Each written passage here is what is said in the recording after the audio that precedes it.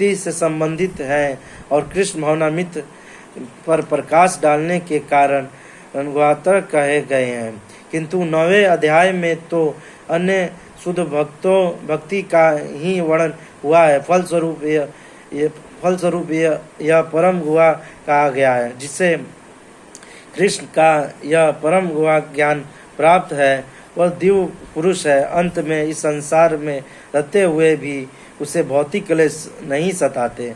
भक्ति समृद्धि सिंधु में कहा गया है कि जिसमें भगवान की प्रेमा भक्ति करने की उत्कृष्ट इच्छा होती है वह भले ही इस जगत में बुद्ध अवस्था में रहता हो, किंतु उसे मुक्त मानना चाहिए। उसी प्रकार भगवत गीता के 10वें अध्याय में हम देखेंगे कि जो भी इस प्रकार लगा रहता है वह मुक्त पुरुष है। इस प्रथम श्लोक का विशिष्ट महत्व है। इदं ज्ञानम, यह ज्ञान शब्द शुद्ध भक्ति के द्योतक है जो 9 प्रकार की होती है। स्वर्ण, कीर्तन, स्मरण, पाद सेवन, अर्चन, वदन, दास्य, संख्या तथा आत्मसमर्पण। भक्ति के इन 9 तत्व का अभ्यास करने से मनुष्य आध्यात्मिक चेतना अथवा कृष्ण भावनामृत तक उठ पाता है। इस प्रकार जब मनुष्य का हृदय भौतिक कल्मेशों से शुद्ध हो जाता है तो वह कृष्ण विद्या को समझ सकता है। वह केवल यह जान लेना कि जीव भौतिक नहीं है, प्राप्त नहीं होता। यह तो आत्मा अनुभूति का शुभारंभ से हो सकता है, किंतु उससे मनुष्य को शरीर के कार्यों तथा उस भक्त के आध्यात्मिक कार्यों के अंतर को समझना होगा जो यह जानता है कि वह शरीर नहीं है। 7वें अध्याय में भगवान की ऐश्वर्यमयी शक्ति, उनकी विभिन्न शक्तियों परा तथा अपरा तथा इस भौतिक जगत का वर्णन किया जा चुका है। अब 9वें अध्याय में भगवान की महिमा का वर्णन किया जाएगा। इस श्लोक का अनुसूय शब्द भी अत्यंत महत्वपूर्ण है। सामान्यतः बड़े से बड़े विद्वान भास्कर या भी भगवान कृष्ण से ईर्ष्या करते हैं। यहाँ तक कि बहुत विद्वान भी भगवत गीता के विषय में अशुद्ध व्याख्या करते हैं, चूँकि वे कृष्ण के प्रति ईर्ष्या रखते हैं। अंत में उनकी टीकाएं व्यर्थ होती हैं। केवल कृष्ण भक्तों द्वारा की गई टीकाएं प्रामाणिक हैं। कोई भी ऐसा व्यक्ति जो कृष्ण के प्रति ईर्ष्यालु है ना तो भगवत गीता की व्याख्या कर सकता है, ना पूर्ण ज्ञान प्रदान कर सकता है। जो व्यक्ति कृष्ण को जाने बिना उनके चरित्र की आलोचना करता है वह मूर्ख है। अंत में ऐसी टीकाओं से सावधान रहना चाहिए। जो व्यक्ति यह समझते हैं कि कृष्ण भगवान हैं और शुद्ध तथा दिव्य पुरुष हैं, उनके लिए यह अध्याय लाभप्रदय होंगे। राजविद्या राजगोहा पवित्रानंद मुक्तम प्रतीक्षणम धर्मय सुसत कर्मद्वयम। यह ज्ञान सब विद्याओं का राजा है जो समस्त रहस्यों से सर्वाधिक गोपनीय है। यह परम शुद्ध है।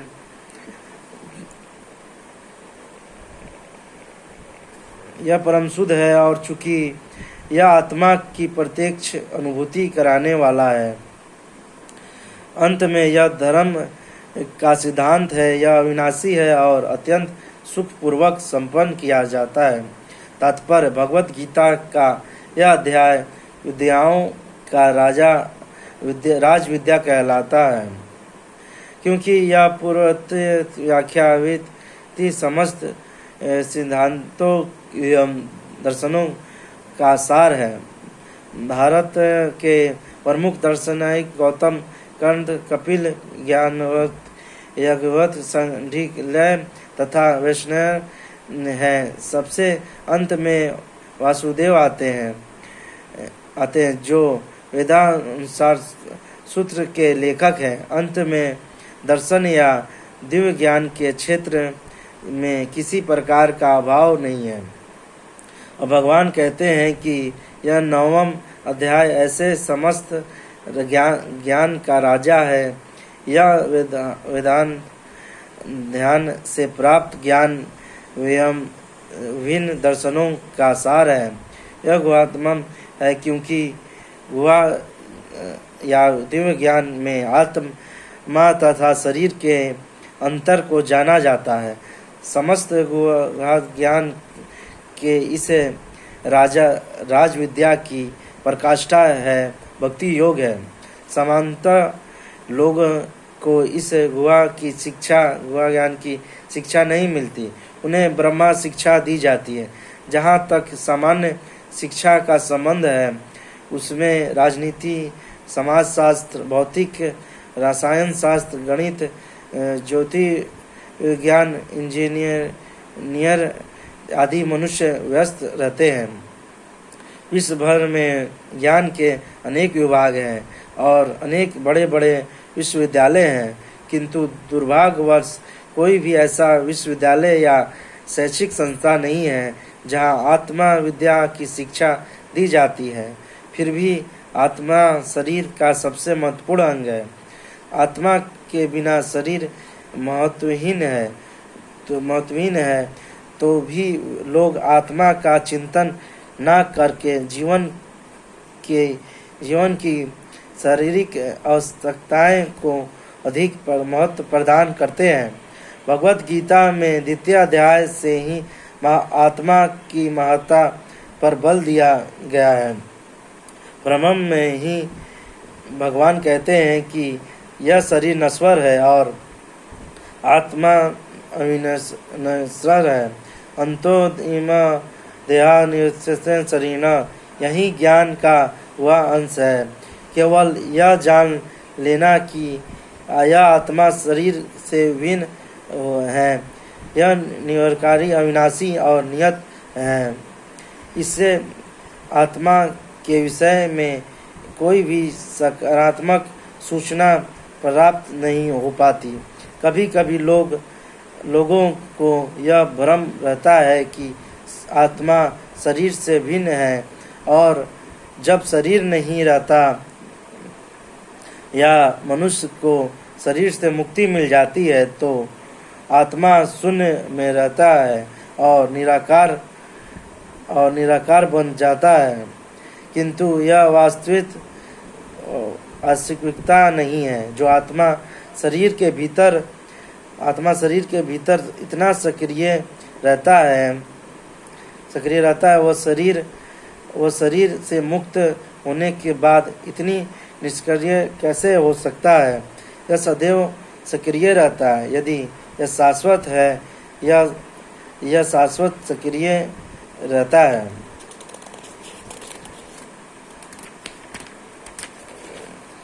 और वैकुंठ लोक में इसके कार्यकल्पों आत्मज्ञान का गुहात्म अंश है। अंत में आत्मा कार्यों को यहाँ पर समस्त ज्ञान का राजा, समस्त ज्ञान का गुहात्म अंश कहा गया है। यहाँ ज्ञान समस्त कार्यों का शुद्धात्मा रूप में है, जैसा कि वैदिक साहित्य में बताया गया है कि प्रधान पुराण में मनुष्य के पाप कर्म का विश्लेषण किया गया है और दिखाया गया है कि यह पापों के फल हैं। जो लोग सकाम कर्मों में लगे हुए हैं, वे पाप पुण्य कर्मों के विभिन्न रूपों एवं अवस्थाओं में फंसे रहते हैं। उदाहरणतः जब बीज बोया जाता है तो तुरंत वृक्ष नहीं तैयार हो जाता, इसमें कुछ समय लगता है। पहले एक छोटा सा अंकुर रहता है और फिर यह वृक्ष का रूप धारण करता रहता है। तब इसमें फूल आते हैं, फल लगते हैं और तब बीज बोने वाले व्यक्ति फूल तथा फल का उपयोग कर सकते हैं। इसी प्रकार जब कोई मनुष्य पाप कर्म करता है तो बीज की भांति इसके भी फल मिलने में समय लगता है। इसमें भी कई अवस्थाएं होती है। भले ही व्यक्ति में पाप कर्म का उदय होना बंद हो चुका हो, किंतु किए गए पाप कर्म का फल तब भी रहता है। कुछ पाप तब भी बीज के रूप में बचे रहते हैं, कुछ फलीभूत हो चुके होते हैं, जिन्हें हम दुख तथा निदान के रूप में अनुभव करते हैं। जैसा कि 7वें अध्याय के 28वें श्लोक में बताया गया है कि जो व्यक्ति समस्त पाप कर्मों के फलों के बंधनों का अनंत करके भौतिक जगत के द्वंद्व से मुक्त हो जाता है वो भगवान कृष्ण की भक्ति में लग जाता है। दूसरे शब्दों में जो लोग भगवत भक्ति में लगे हुए हैं वे समस्त कर्म फलों बंधनों से पहले से मुक्त हुए रहते हैं। इस कथन की पुष्टि पद्म पुराण में हुई है। अपरा फल पाप कुट बीज फलोन्मुखयाम कर्मण फलिते विष्णु तम। जो लोग भगवत भक्ति में रत हैं उनके सारे पाप कर्म चाहे फलीभूत हो चुके हो, सामान्य हो या बीज रूप में हो, कर्मश नष्ट हो जाते हैं। अंत में भक्ति की शुद्धिकरण शक्ति अत्यंत प्रबल है और पवित्रम उत्तम अर्थात विशुद्धम कहलाती है। उत्तम का तात्पर्य दिव्य है। तमस का अर्थ यह भौतिक जगत या अंधकार है और उत्तम का अर्थ भौतिक कार्यों से परे है। भक्तिमय कार्यों को भी कभी भी भौतिक नहीं मानना चाहिए। यद्यपि कभी कभी ऐसा प्रतीत होता है कि भक्त भी सामान्य जनों की भांति रत रहते हैं। जो व्यक्ति भक्ति से अवगत होता है वही जान सकता है कि भक्तिमय कार्य भौतिक नहीं होते, वे आध्यात्मिक होते हैं और प्रकृति के गुणों से सर्वथा अदूषित होते हैं। कहा जाता है कि भक्ति की संपन्नता इतनी पूर्ण होती है कि उसके फलों को प्रत्यक्ष अनुभव किया जा सकता है। हमने अनुभव किया है कि जो व्यक्ति कृष्ण के पवित्र नाम हरे कृष्णा कृष्णा कृष्णा हरे हरे, हरे राम राम राम हरे हरे का कीर्तन करता रहता है, उसे जप करते समय कुछ दिव्य आनंद का अनुभव होता है और वह तुरंत ही समस्त भौतिक कल्मेशों से शुद्ध हो जाता है। ऐसा सचमुच दिखाई पड़ता है। यही नहीं कि यदि कोई स्वर्ण करने में ही नहीं अपितु भक्ति कार्यों के संदेश को प्रचारित करने में भी लगा रहता है या कृष्ण भावनामृत के प्रचार कार्यों में सहायता करता रहता तो उसे कर्मश आध्यात्मिक उन्नति का अनुभव होता रहता है। आध्यात्मिक जीवन का यही प्रकृति है। किसी पूर्व शिक्षा या योग्यता पर निर्भर नहीं करती। यह विधि स्वयं इतनी शुद्ध है कि इसमें लगे रहने से मनुष्य शुद्ध बन जाता है। वेदांत सूत्र में भी इसका वर्णन प्रकाश कर्मण स्वत के रूप में हुआ है, जिसका अर्थ यह है कि भक्ति इतनी समर्थ है कि भक्ति कार्यों में रत होने मात्र से बिना किसी संदेश के प्रकाश प्राप्त हो जाता है। इसका उदाहरण नारद जी के पूर्व जन्म में जा सकता है। जो पहले के दासी के पुत्र थे वे ना तो शिक्षित थे ना ही राजकुल में उत्पन्न हुए थे, किंतु जब उनकी माता भक्तों की सेवा करती रहती थी, नारद भी सेवा करते थे और कभी कभी माता की अनुपस्थिति में भक्तों की सेवा स्वयं करते रहते थे। नारद स्वयं कहते हैं कि मुशलिमस्ते दीजे सकान वस्ते तदम किलस्ते यम प्रवस्ते विषयचेतस्य सत्वं रामचंद्र प्रयाजते। श्रीमद् भागवत के इस श्लोक में नारद जी ने अपने शिष्य वासुदेव से अपने पूर्व जन्म का वर्णन करते हैं। वे कहते हैं कि पूर्व जन्म में बाल काल में वे चतुर्मास में शुद्ध भक्तों भागवतों की सेवा किया करते थे, जिससे उन्हें उनकी संगति प्राप्त हुई है। कभी कभी वे ऋषि अपनी थालियों में उच्छिष्ट भोजन छोड़ देते हैं और यह बालक थालियों धोते समय उच्छिष्ट भोजन को चखना चाहते हैं। अंत में उसने उन ऋषियों से अनुमति मांगी और जब उन्होंने अनुमति दे दी थी तो बालक नारद उस उच्छिष्ट भोजन को खाता था। फलस्वरूप वह अपने समस्त पाप कर्मों से मुक्त हो गया। ज्यों-ज्यों उच्छिष्ट भोजन खाता रहा, त्यों-त्यों वह ऋषियों के समान शुद्ध हृदय में बनता गया। चूँकि वे महाभागवत की भक्ति का अवसाद श्रवण तथा कीर्तन द्वारा करते थे।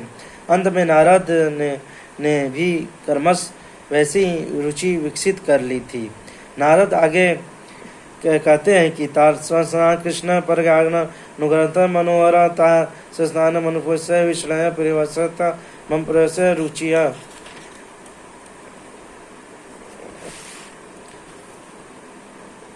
ऋषियों की संगति करने से नारद में भी भगवान की महिमा का श्रवण का तथा कीर्तन की रुचि उत्पन्न हुई है और उन्होंने भक्ति की तीव्र इच्छा विकसित की।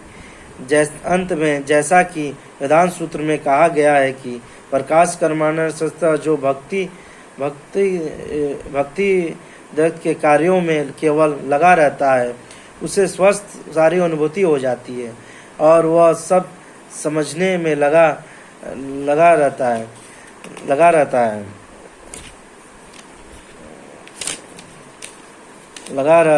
है। जो भक्ति के कार्यों में केवल लगा रहता है, उसे स्वस्थ सारी अनुभूति हो जाती है और वह सब समझने में लगा रहता है। इसी नाम प्रत्यक्ष अनुभूति है। धर्मय शब्द का अर्थ है धर्म का पथ। नारद वास्तव में दासी के पुत्र थे। उन्हें किसी पाठशाला में जाने का अवसर प्राप्त नहीं हुआ था। वे केवल माता के कार्यों में सहायता करते थे और सौभाग्यवश उनकी माता को भक्तों की सेवा का सुयोग प्राप्त हुआ। बालक नारद को यह सुअवसर उपलब्ध हो सका कि वे भक्तों की संगति करने से ही समस्त धर्म के परम लक्ष्य को प्राप्त कर सके। यह लक्ष्य है भक्ति, जैसा कि श्रीमद् भागवत में कहा गया है कि स वे पूषा करो धर्मा यतो भक्ति रजते। समांतर धार्मिक व्यक्ति यह नहीं जानते कि धर्म का परम लक्ष्य भक्ति की प्राप्ति है। जैसा कि हम पहले ही 8वें अध्याय के अंतिम श्लोक की व्याख्या करते हैं वे कह चुके हैं। वेद शास्त्राय गुण से तपस्या च समानता आत्म साक्षात्कार के वैदिक ज्ञान आवश्यक हैं, किंतु यहाँ पर नारद ना तो किसी गुरु के पास पाठशाला में गए थे, ना ही उन्हें वैदिक नियमों की शिक्षा मिली थी, तभी तो भी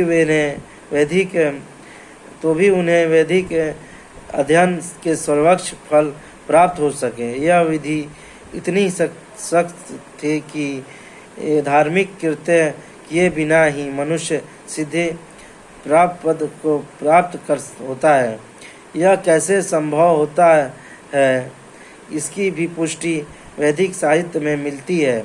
आचार्य न पुरुषो वेद, महान आचार्यों के सत्संग में रहकर मनुष्य आत्म साक्षात्कार के लिए आवश्यक समस्त ज्ञान से अवगत हो जाता है, भले ही वह अशिक्षित हो या उसने वेदों का अध्ययन ना किया हो। भक्ति योग का अत्यंत सुखकर सुखम होता है। ऐसा क्यों? क्योंकि भक्ति में स्वर्ण कीर्तन विष्णु रहते हैं, जिससे मनुष्य भगवान की महिमा के कीर्तन को सुन सकता है। अप्रमाणिक आचार्यों द्वारा दिए गए दिव्य ज्ञान के दार्शनिक भाषण सुन सकते हैं कि मनुष्य केवल बैठकर सीख सकता है। ईश्वर को अर्पित अच्छे स्वादिष्ट भोजन की उच्छिष्ट खा सकता है। प्रत्येक दशा में भक्ति सुखम है। मनुष्य गरीबी की हालत में भी भक्ति कर सकता है। भगवान कहते हैं कि पथ पुष्पम फलम गौतोया, वे भक्त से हर प्रकार की भेंट लेने को तैयार रहते हैं, चाहे पत्र हो, पुष्प हो, फल हो या थोड़ा सा जल हो।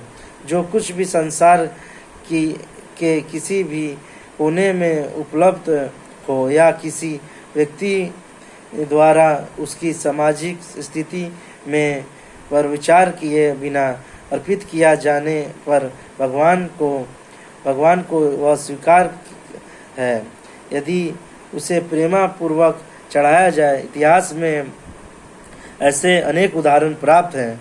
भगवान चरम कमलों पर चढ़े तुलसी दल का अवसाधन करके सनत कुमार जैसे मुनि महान भक्त बने गए। अंत में भक्ति योग अति उत्तम है और इसे प्रसन्न मुद्रा में संपन्न किया जा सकता है। भगवान को तो वह प्रेम प्रिय है जिससे उन्हें वस्तु में अर्पित किया जाती है। यहाँ पर कहा गया है कि भक्ति शाश्वत है। वह ऐसी नहीं है कि जैसा कि मायावादी चिंतक साधिकर कहते हैं। यद्यपि वे कभी कभी